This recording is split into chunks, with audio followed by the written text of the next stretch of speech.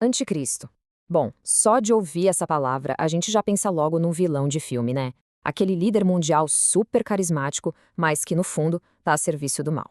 Mas e se a ideia por trás disso tudo for algo bem mais sutil? E talvez, olha só, muito mais presente no nosso dia a dia do que a gente imagina? Nessa nossa análise, a gente vai deixar um pouco a ficção de lado para mergulhar no que as fontes bíblicas e históricas realmente têm a dizer sobre essa figura tão enigmática. Então, fica a pergunta. O anticristo é só um mito, tipo um bicho-papão para assustar a gente, ou é uma profecia com significado bem real? O nosso objetivo aqui é justamente esse, ir além do sensacionalismo e tentar entender o conceito na sua origem. E para fazer isso bem, a gente precisa de um mapa.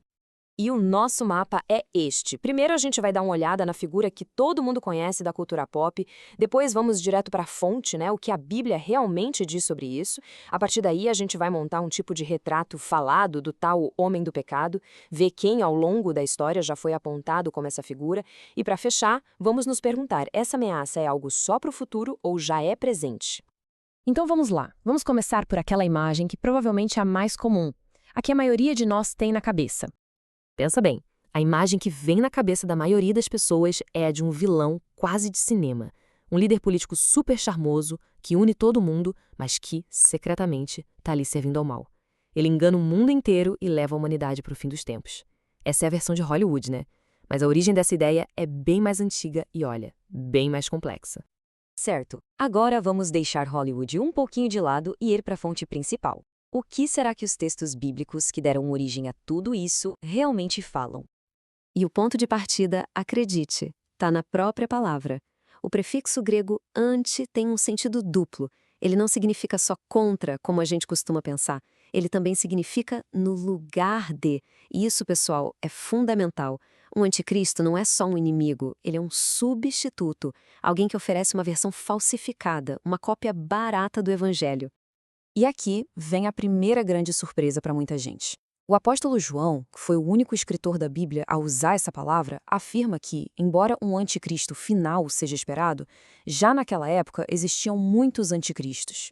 Isso muda tudo, né? Amplia o conceito de uma única pessoa para um espírito, um movimento que nega a essência da mensagem de Cristo.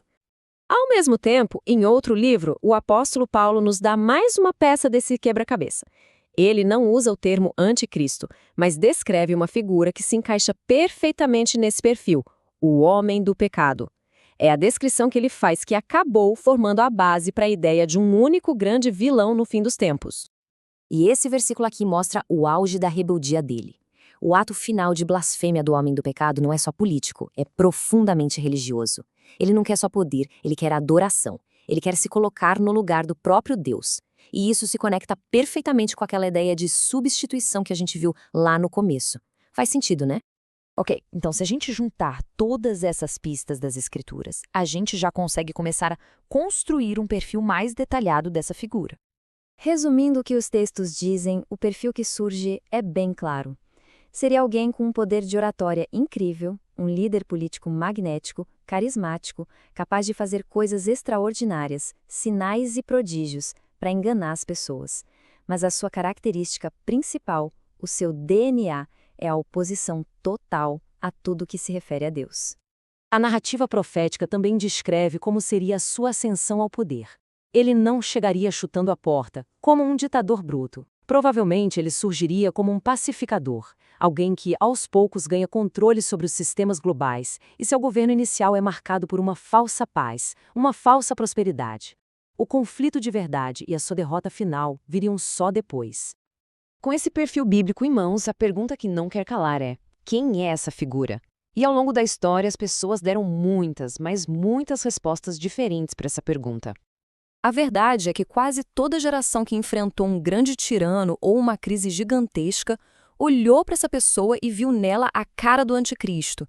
Desde o imperador romano Nero, lá no começo, passando pelo papado na visão dos reformadores protestantes, até chegar nos ditadores modernos como Napoleão, Hitler, Stalin.